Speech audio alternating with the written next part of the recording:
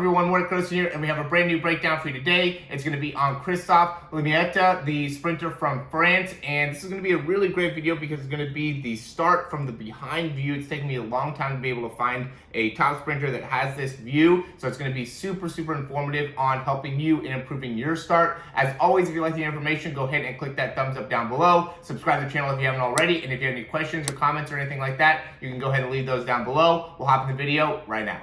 Okay, so there's going to be a few really main things that we want to be able to see here while going through that behind view, which is just going to be very critical in better understanding from a performance standpoint what we can do in order to maximize the start. So you can see pushing off, as always, we want to think about how we can get that triple extension. Not everybody is able to get that triple extension, but he does a good job getting those hips through as well and really getting into that good angle within his whole body. Notice how you can see his head a little bit there. Sometimes guys will keep their head a little bit too low, and so you want to make sure you can see your head. And then also notice how much extension he's getting in that shoulder, how much of a drive he's getting through that arm, and then how he's swinging that opposite arm up and through. Gets that foot off the ground a good amount. But big thing that really stood out to me is how fast he's able to exchange his legs and how quick his turnover is. So notice when his foot's touching the ground here, if we're going to be looking at it from the frontal plane or like that side view,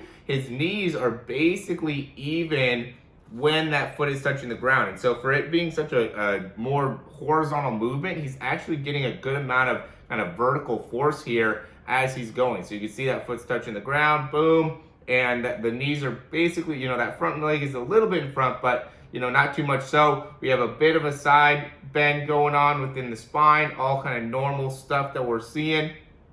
A lot of times we see that knee kind of come in, the foot kind of go out to the side. That allows you to get a little bit more range of motion as you're going into hip flexion or driving that knee up and through, driving that elbow back all the way. And this is, again, where it is most important to be able to see. I want you guys to be able to understand posture and body control, but notice how when he's pushing off of that back leg, how much air time he's getting and how fast he's switching those legs through. So when his foot is touching the ground there, again, he almost, now we're looking at it from this side in the frontal plane, he almost has this knee back to the same height as that front knee, or the same position as that front knee. So what I see a lot of times is when this foot pushes off, then basically right away, that front foot touches the ground and that knee is way back behind the front leg when that front foot's touching the ground, So there's a big difference in how the force engine being generated if as soon as this foot touches off the ground,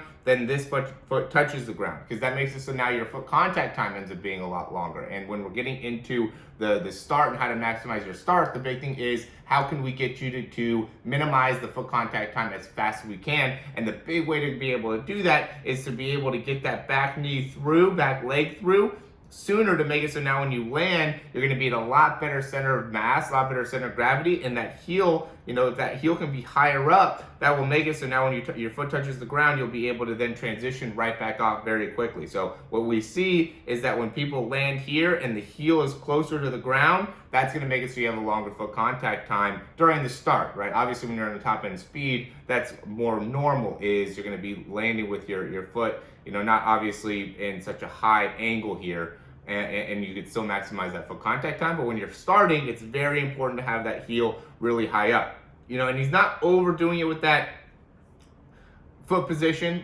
So he's, has a low heel angle there. It's not like he's getting that heel all the way up to his butt. He's driving that leg straight through, but he's very quick at being able to transition off because of how quick he's able to exchange those legs and be able to get very vertical very quickly. So within this third step here, he's already pretty vertical overall in terms of where his leg is landing, He doesn't have a very flexed knee right there. His knee's not super bent. He's landing with it pretty straight. Again, heel up. Again, driving that back knee through. So if we're looking at it from that frontal plane, they're about at the same height. That back leg is a little bit back, It's not exactly even, but it's also not way behind we'll see a lot of guys that are going through their start.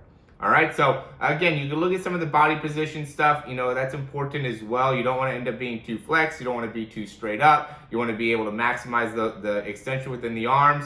But those are things that I think a lot of us already know, right? And if you guys aren't watching yourself sprinting from behind and getting some technical advice here, then you're really not going to be able to improve your speed to the same level as being able to get some really technical precision into your sprinting mechanics. So videos like this and getting a greater understanding into your actual, mechanics and really biomechanics is critical in understanding now what you need to improve on, whether it's strength, power, range of motion, posture, turnover speed, contact time, start, acceleration, top end speed. There's so much to be able to understand that you really got to be able to break down your sprinting so then you can isolate, okay, these are the areas to improve. Because if you just keep on trying to squat more, deadlift more, or just work on your start, or just work on these different random parts of your sprinting, then you're never ever going to get that really great result that you're looking for. You got to be able to focus, you got to be able to isolate, and that'll be the way to make significant